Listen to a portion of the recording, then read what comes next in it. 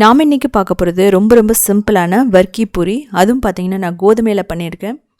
கோதுமையில் எப்படி ப்ரௌன் ஆகாமல் பண்ணலான்னு சொல்லிவிட்டு ஒரு சின்ன சின்ன டிப்ஸு ட்ரிக்ஸ் நான் சொல்கிறேன். மைதா இதுக்கு தேவையே இல்லை, நல்ல கிறிஸ்பியாக இருக்கும். அதுக்கு 1.5 கப் நம்ம கோதுமை எடுத்துக்கலாம். ஒரு 2லேருந்து 3 டேபிள் ஸ்பூன் ரவை, அதுக்கப்புறம் ஓமம் எடுத்துக்கலாம். அதுக்கப்புறம் அரிசி மாவு இல்லைனா cornflour, pepper powder, red chilli powder, kasuri methi, salt இதெல்லாம் போட்டுட்டு, ஸோ இதில் பார்த்தீங்கன்னா 1/2 கப் கோதுமாவும் நான் கடைசியாக போட்டிருக்கேன். இதுக்கப்புறம் முதல்ல இதை நல்லா மிக்ஸ் பண்ணணும். ஸோ எல்லாமே உப்பெல்லாம் மிக்ஸ் ஆனதுக்கப்புறமா நம்ம நல்ல சூடான எண்ணெய் ஒரு 2 டேபிள் ஸ்பூன் ஊற்றலாம். இல்லை நீங்கள் நெய் கூட போட்டுக்கலாம்.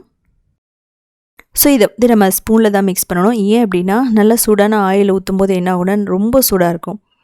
ஸோ முதல்ல ஸ்பூனில் மிக்ஸ் பண்ணிவிட்டு அதுக்கப்புறம் கையில் பிசைஞ்சிக்கலாம். இது நல்ல கிறிஸ்பினஸை கொடுக்கும். இதுக்கப்புறமா பார்த்திங்கன்னா கொஞ்சம் கொஞ்சமாக தண்ணி ஊற்றிட்டு ஒரு நல்ல சாஃப்டான டோ, அதாவது செமி சாஃப்ட்னு சொல்லுவாங்க, ரொம்ப சப்பாத்தி மாதிரி இல்லாமல் ஒரு மாதிரி பூரிக்கு பண்ணுற மாதிரி நம்ம நல்ல மாவு பிசைஞ்சிக்கணும். இது ரொம்ப நேரம் பிசைஞ்சிட்ருக்கணும்னு அவசியம் இல்லை.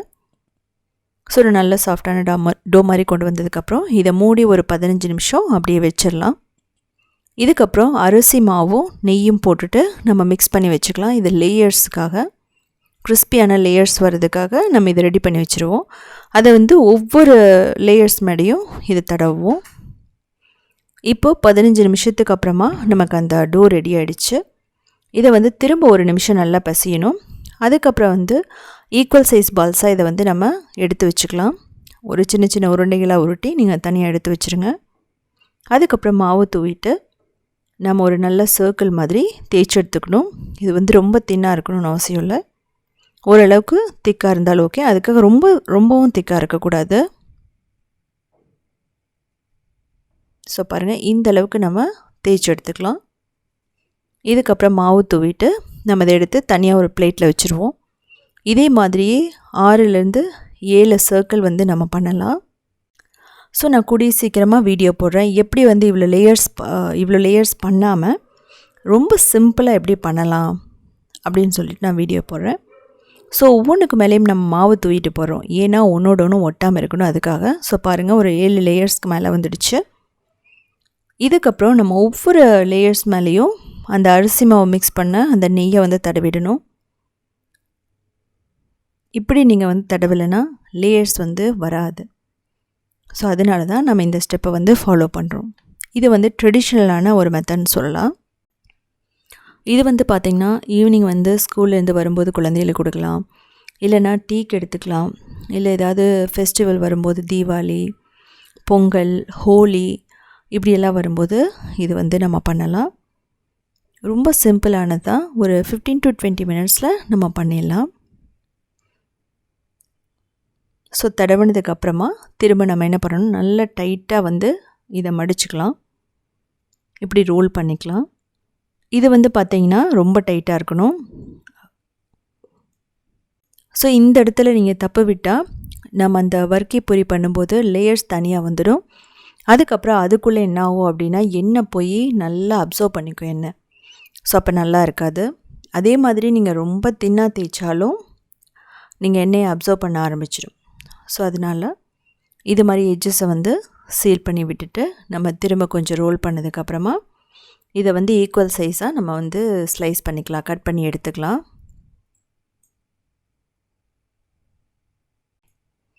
இதை பார்த்திங்கன்னா நீங்கள் பேக் பண்ணலாம், ஏர் ஃப்ரையரில் பண்ணலாம், இல்லைன்னா நீங்கள் டீப் ஃப்ரை பண்ணி எடுத்துக்கலாம்.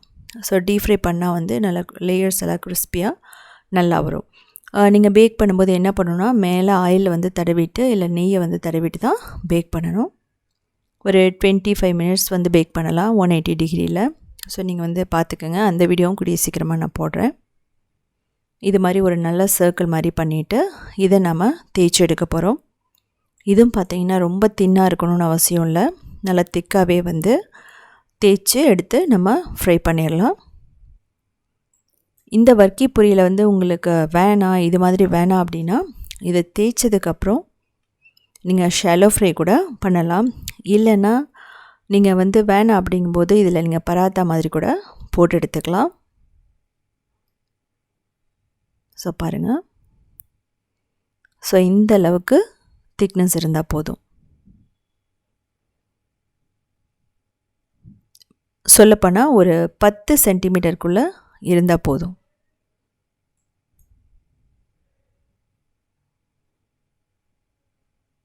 ஸோ பாருங்கள், நமக்கு எவ்வளோ வந்திருக்கணும், 1.5 கப் மாவு தான் போட்டேன், கோதுமை மாவு.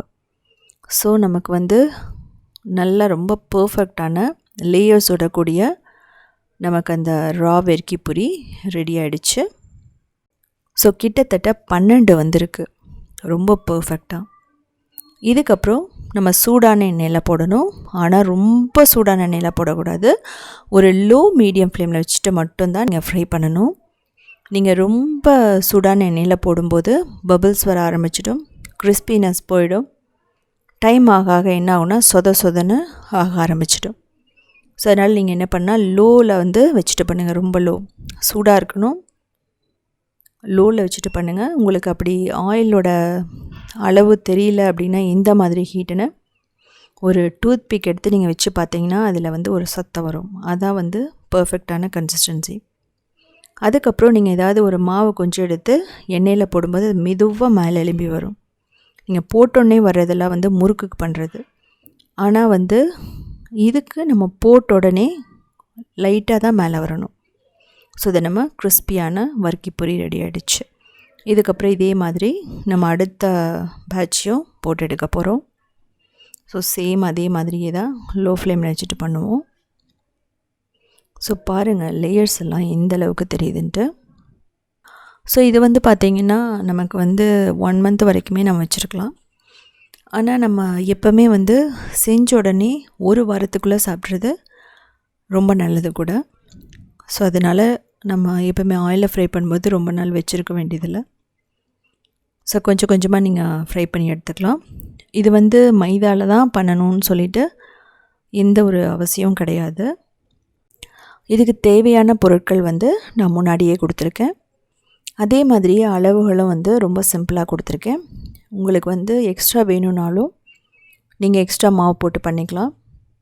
உங்களுக்கு 3 கப் போட்டிங்கன்னா கிட்டத்தட்ட 24 வர்க்கி பொரி வரும். ஸோ அதனால் நீங்கள் × 3 × 2 அப்படின்னு போட்டுட்டு நீங்கள் மாவெல்லாம் போட்டு இதே அளவில் வந்து பண்ணி பாருங்கள். ஸோ இது எப்படி இருந்துச்சுன்னு சொல்லிவிட்டு கமெண்ட் பண்ணுங்கள். நான் வந்து ஸ்டீம்டு சேனலில் சிரோட்டி போட்டிருக்கேன். இதே மெத்தடு தான், ஆனால் வந்து அது ஸ்வீட். அதுக்கப்புறம் இதே மெத்தடு தான் கஜான்னு சொல்லிட்டு ஒரு ஸ்வீட் போட்டிருக்கேன். நீங்கள் அதை பார்த்து தெரிஞ்சுக்கலாம். ஸோ பாருங்கள், ரொம்ப சூப்பர் கிறிஸ்பியாக இருக்குது. ஸோ செஞ்சு பார்த்துட்டு எப்படி இருந்துச்சுன்னு கமெண்ட் பண்ணுங்கள்.